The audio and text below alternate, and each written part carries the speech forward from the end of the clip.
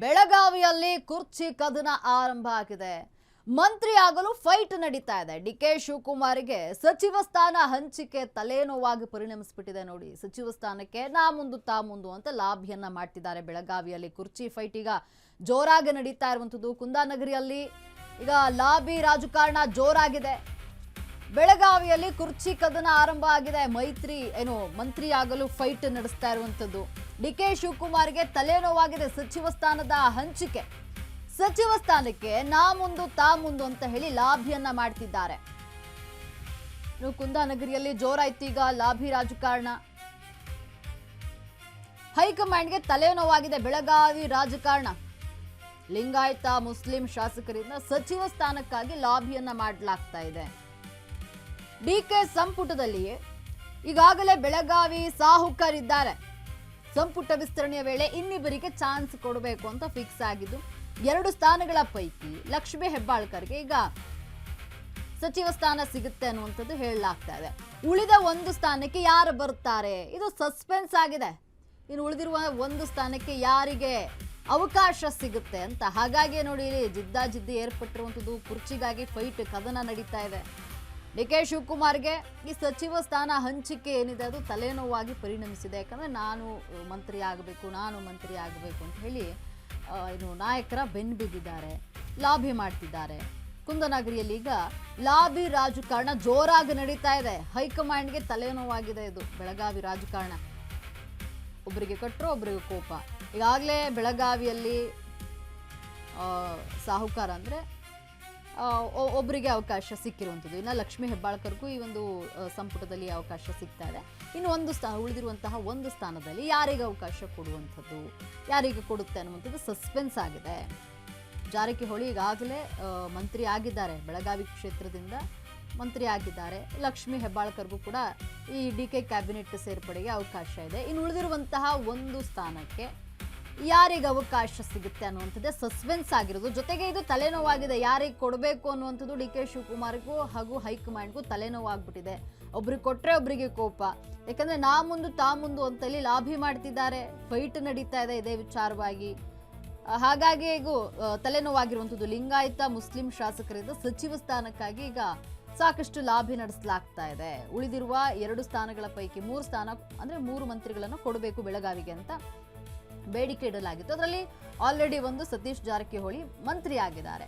ಈಗ ಉಳಿದಿರುವ 2ರಲ್ಲಿ ಲಕ್ಷ್ಮೀ ಹೆಬ್ಬಾಳ್ಕರಿಗೆ 1 ಸ್ಥಾನ ಸಿಗ್ತಾ ಇದೆ. ಇನ್ನು ಉಳಿದಿರುವಂತಹ 1ರಲ್ಲಿ ಯಾರಿಗೆ ಅವಕಾಶ ಸಿಗುತ್ತೆ, ಯಾರಾಗ್ತಾರೆ ಮಂತ್ರಿ. ಹಾಗಾಗಿ ಇಲ್ಲಿ ಆ 1 ಸ್ಥಾನಕ್ಕೆ ಫೈಟ್ ಹೆಚ್ಚಾಗಿದೆ. ಲಿಂಗಾಯತ ಹಾಗೂ ಮುಸ್ಲಿಂ ಸಮುದಾಯದಿಂದ ಫೈಟ್ ಹೆಚ್ಚಾಗಿದೆ. ನಾನ್ ಮುಂದು ತಾ ಮುಂದು ಅಂತ ಹೇಳಿ ಲಾಭಿಯನ್ನ ಮಾಡ್ತಿದ್ದಾರೆ. ರಾಜ್ಯ ನಾಯಕರ ಬೆನ್ನು ಬಿಡದೆ ಒತ್ತಡವನ್ನ ಹೇರ್ತಾ ಇರುವಂಥದ್ದು. ಇದರಿಂದ ಹೈಕಮಾಂಡ್ ಹಾಗೂ ಡಿಕೆ ಶಿವಕುಮಾರ್ಗೆ ತಲೆನೋವಾಗ್ಬಿಟ್ಟಿದೆ. ಯಾರಿಗೆ ಅವಕಾಶ ಕೊಡೋದು ಅಂತ. ಈಗ ಉಳಿದಿರುವಂತಹ 1 ಸ್ಥಾನ ಸಸ್ಪೆನ್ಸ್ ಆಗಿ ಉಳಿದುಕೊಂಡಿದೆ. ಯಾರಾಗ್ತಾರೆ ಮಂತ್ರಿ ಬೆಳಗಾವಿಯಲ್ಲಿ ಅಂತ ಒಂದು ಪ್ರಶ್ನೆ ಇರುವಂಥದ್ದು ಕುತೂಹಲಕಾರಿಯಾಗಿದೆ. ಯಾರಿಗೆ ಕೊಡಬಹುದು ಡಿಕೆ ಶಿವಕುಮಾರ್, ಯಾರಿಗೆ ಮಣೆ ಹಾಕ್ತಾರೆ ಅಂತ. 3 ಸ್ಥಾನಗಳಲ್ಲಿ ಸತೀಶ್ ಜಾರಕಿಹೊಳಿ ಈಗಾಗಲೇ ಮಂತ್ರಿ ಆಗಿದ್ದಾರೆ. ಲಕ್ಷ್ಮೀ ಹೆಬ್ಬಾಳ್ಕರ್ಗೂ ಕೂಡ ಡಿಕೆ ಶಿವಕುಮಾರ್ ಕ್ಯಾಬಿನೆಟ್ ಸೇರ್ಪಡೆ ಆಗ್ತಾರೆ.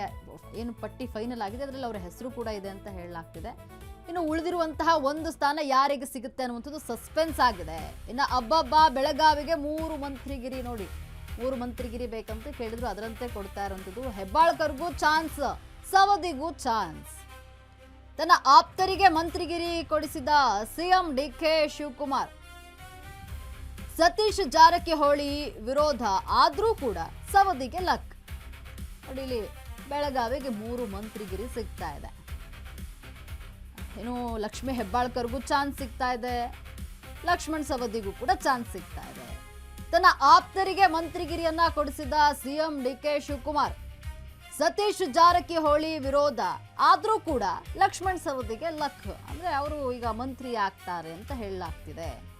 ನೋಡಿ, ಬೆಳಗಾವಿಯಲ್ಲಿ ಕುರ್ಚಿ ಕದನ ಜೋರಾಗಿ ನಡೀತಾ ಇದ್ದು 3 ಮಂತ್ರಿಗಿರಿ ಬೇಕು ಅಂತ ಡಿಮ್ಯಾಂಡ್ ಮಾಡಲಾಗಿತ್ತು. ಅದರಂತೆ ಈಗ ಬೆಳಗಾವಿಗೆ 3 ಮಂತ್ರಿಗಿರಿ ಫಿಕ್ಸ್ ಅಂತ ಹೇಳಲಾಗ್ತಾ ಇದೆ. ಲಕ್ಷ್ಮೀ ಹೆಬ್ಬಾಳ್ಕರ್ಗೂ ಲಕ್ಷ್ಮಣ್ ಸವದಿಗೂ ಕೂಡ ಇಲ್ಲಿ ಚಾನ್ಸ್ ಸಿಗ್ತಾ ಇದೆ. ತನ್ನ ಆಪ್ತರಿಗೆ ಮಂತ್ರಿಗಿರಿ ಕೊಡಿಸುವಲ್ಲಿ ಡಿಕೆ ಶಿವಕುಮಾರ್ ಎಲ್ಲೋ ಒಂದು ಕಡೆ ಮೇಲುಗೈ ಸಾಧಿಸಿದ್ದಾರೆ. ಇಲ್ಲಿ ಸತೀಶ್ ಜಾರಕಿಹೊಳಿ ವಿರೋಧ ಆದರೂ ಕೂಡ ಲಕ್ಷ್ಮಣ್ ಸವದಿಗೆ ಲಕ್ ಒಲಿತಾ ಇದೆ. ಬೆಳಗಾವಿ ಮಂತ್ರಿ ಅಂದ್ರೆ ಬೆಳಗಾವಿಯಿಂದ ಇವರು ಕೂಡ ಮಂತ್ರಿಯಾಗಿ ಆಯ್ಕೆ ಆಗ್ತಾರೆ ಅಂತ ಹೇಳಲಾಗ್ತಿದೆ. ಇನ್ನು ಕುಂದಾನಗರಿಯಲ್ಲಿ 3 ಮಂತ್ರಿಗಿರಿ ಯಾರ್ಯಾರು ಅಂತ ನೋಡೋದಾದ್ರೆ ಸತೀಶ್ ಜಾರಕಿಹೊಳಿ ಹಾಲಿ ಸಚಿವ, ಈಗಾಗಲೇ ಅವರು ಮಂತ್ರಿ ಆಗಿರುವಂಥದ್ದು. ಇನ್ನು ಲಕ್ಷ್ಮೀ ಹೆಬ್ಬಾಳ್ಕರ್ ಇದ್ದಾರೆ ಬೆಳಗಾವಿ ಗ್ರಾಮೀಣ ಕ್ಷೇತ್ರ. ಲಕ್ಷ್ಮಣ್ ಸವದಿ ಇವರು ಕೂಡ ಸಚಿವರಾಗ್ತಾರೆ. ಅಂದರೆ 3 ಏನು ಬೇಡಿಕೆ ಇಟ್ಟಿದ್ದಾರೆ 3 ಮಂತ್ರಿಗಿರಿ ಬೇಕು ಅಂತ, ಆ 3 ಇವರೇ. ಒಂದು ಆಲ್ರೆಡಿ ಕೊಟ್ಬಿಟ್ಟಿದ್ದಾರೆ ಸತೀಶ್ ಜಾರಕಿಹೊಳಿ ಈಗಾಗಲೇ ಮಂತ್ರಿ ಆಗಿರುವಂಥದ್ದು. ಇನ್ನು ಉಳಿದಂತಹ 2ರಲ್ಲಿ ಲಕ್ಷ್ಮೀ ಹೆಬ್ಬಾಳ್ಕರ್ ಒಂದು, ಲಕ್ಷ್ಮಣ್ ಸವದಿ ಒಂದು, ಇವರಿಬ್ಬರಿಗೆ ಅವಕಾಶ ಸಿಗುತ್ತೆ ಮಂತ್ರಿಗಿರಿಯಲ್ಲಿ. ಇವರಿಬ್ರು ಮಂತ್ರಿ ಆಗ್ತಾರೆ ಅಂತ ಹೇಳಲಾಗ್ತಾ ಇರುವಂಥದ್ದು. ಈ ಕುರ್ಚಿ ಕದನ ಜೋರಾಗಿ ನಡೀತಾ ಇದೆ ಬೆಳಗಾವಿಯಲ್ಲಿ. ನಾನು ಮಂತ್ರಿ ಆಗಬೇಕು ಅಂತ. ಇಲ್ಲಿ ಲಿಂಗಾಯತ ಹಾಗೂ ಮುಸ್ಲಿಂ ಶಾಸಕರಿಂದ ಸಚಿವ ಸ್ಥಾನಕ್ಕಾಗಿ ಲಾಭಿ ನಡೆಸ್ತಾ ಇದ್ದು 3 ಸ್ಥಾನ ಅಂದರೆ 3 ಮಂತ್ರಿಗಿರಿ ಬೇಕು ಬೆಳಗಾವಿಗೆ ಅಂತ ಡಿಮ್ಯಾಂಡ್ ಮಾಡಲಾಗಿತ್ತು. ಅದರಂತೆ ಈಗ ಹೈಕಮಾಂಡ್ ಮುಂದೆ ಇದೊಂದು ಪಟ್ಟಿ ಸಿದ್ಧ ಆಗಿರೋದ್ರಲ್ಲಿ ಇವರ ಹೆಸರಿರುವಂಥದ್ದು.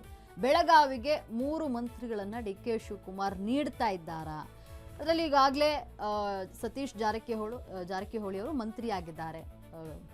ಅಂದರೆ ಈ ಕ್ಷೇತ್ರದಿಂದ, ಬೆಳಗಾವಿ ಕ್ಷೇತ್ರದಿಂದ ಅವರು ಆಲ್ರೆಡಿ ಮಂತ್ರಿ ಆಗಿದ್ದಾರೆ. ಇನ್ನು ಲಕ್ಷ್ಮೀ ಹೆಬ್ಬಾಳ್ಕರ್ ಹಾಗೂ ಲಕ್ಷ್ಮಣ್ ಸವದಿ ಇವರಿಬ್ಬರಿಗೆ ಈಗ ಡಿ.ಕೆ. ಕ್ಯಾಬಿನೆಟ್ನಲ್ಲಿ ಅವಕಾಶ ಸಿಗ್ತಾ ಇರುವಂಥದ್ದು. ಈ ಲಕ್ಷ್ಮೀ ಹೆಬ್ಬಾಳ್ಕರ್ ಹಾಗೂ ಲಕ್ಷ್ಮಣ್ ಸವದಿ ಬಂದು ಡಿ.ಕೆ. ಶಿವಕುಮಾರ್ ಅವರ ಬೆಂಬಲಿಗರು, ಅವರ ಒಂದು ಆಪ್ತರಾಗಿರುವಂಥದ್ದು. ನೋಡಿ, ಈಗ ಎಲ್ಲೋ ಒಂದು ಕಡೆ ಡಿ.ಕೆ. ಶಿವಕುಮಾರ್ ಅವರ ಆಪ್ತರಿಗೆ ಮಂತ್ರಿಗಿರಿ ಕೊಡಿಸುವಲ್ಲಿ ಸಕ್ಸಸ್ ಆಗಿದ್ದಾರಾ ಅನ್ನುವಂಥ ಪ್ರಶ್ನೆ, ಮೇಲುಗೈಯನ್ನು ಸಾಧಿಸಿದ್ದಾರಾ ಅನ್ನುವಂಥ ಪ್ರಶ್ನೆ ಇದೆ.